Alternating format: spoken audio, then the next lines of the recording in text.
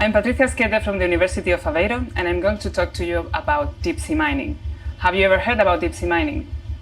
There's a perceived need of increasing the supply of critical minerals such as copper, cobalt, lithium, manganese, and others in order to meet the needs for the energy transition.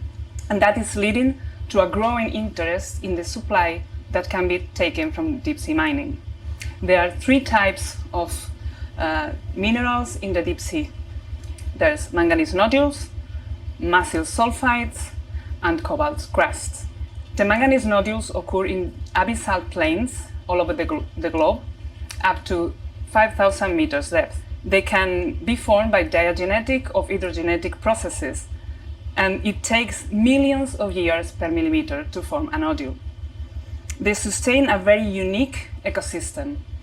There are species living on top of the nodules, underneath the nodules, and around the nodules. And all these species need the nodules to survive and to thrive. And there's also species that depend on that species to live and to grow. The nodules, though, in this way, provide a three-dimensional substrata and what we call microhabitats, which is the exact perfect conditions for the species to live. Every species and every sample taken here is totally different from the others, with a bunch of new species that have never been seen before or described by science. The ecosystem is characterized then for very low abundances, very low biomass, but a mind-blowing biodiversity. The second type of resource is the massive sulfides. The massive sulfides occur in hydrothermal vents. The species living here are adapted to very extreme conditions of temperature and chemistry.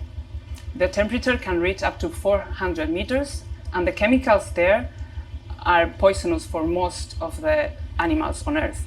However, they host very rich faunal communities with high abundance and high levels of populations.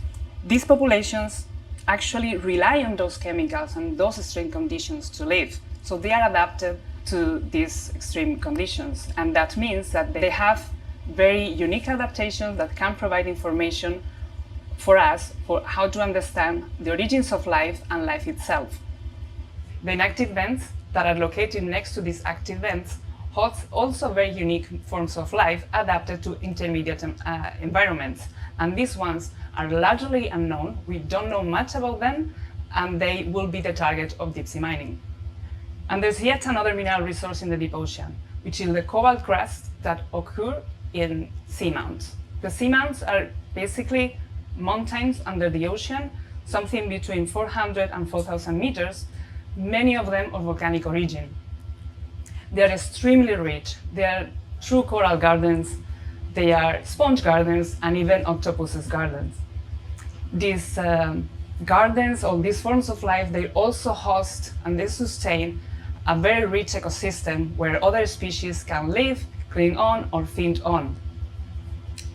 In these images from NOAA, we can see how rich, how diverse, and how beautiful these forms of life can be. So why are these so important? All these species we're talking about have a very particular function on the ecosystem.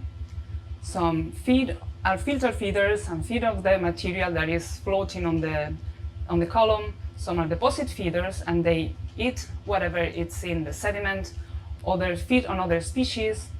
Some can live buried in the sediment. Some live on top of this hardened three-dimensional substrata. Some others live on other species. All of these functions sustain what we call ecosystem services. And the ecosystem services are not more and no less than those services that the ecosystem provides to us humans. There's many examples of what are the ecosystem services that the deep ocean provides to us. For instance, climate regulation. It is through the absorption and carbon sequestration. Also, the habitat and trophic support for the species, many of them for commercial interest, like fisheries, and that's very common, for example, in the seamounts. And also genetic resources.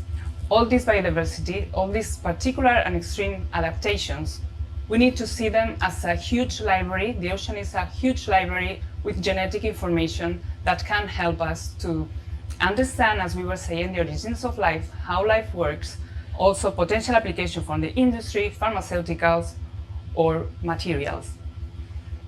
And of course, a variety of cultural services, spiritual significance, and historical values.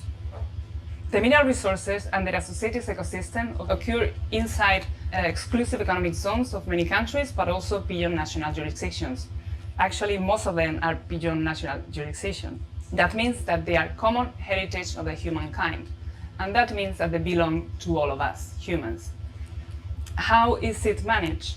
Made out of 167 countries plus the European Union, the International Seabed Authority is mandated under the United Nations Convention of the Law of the Sea to organize, regulate, and control the mineral-related activities in the international seabed for the benefit of the humankind as a whole. And in doing so, and under the Article 145 of the Convention, they have the mandate and the duty to ensure the effective protection of the marine environment from harmful effects of every activity related with mining, or with the extraction or exploration of these resources. And that's a great task. The terms are currently being negotiated. The future of our oceans will depend on our capacity as humans to ensure the protection of the deep sea. And that can be only accomplished if decisions are made based on the existing knowledge and existing science.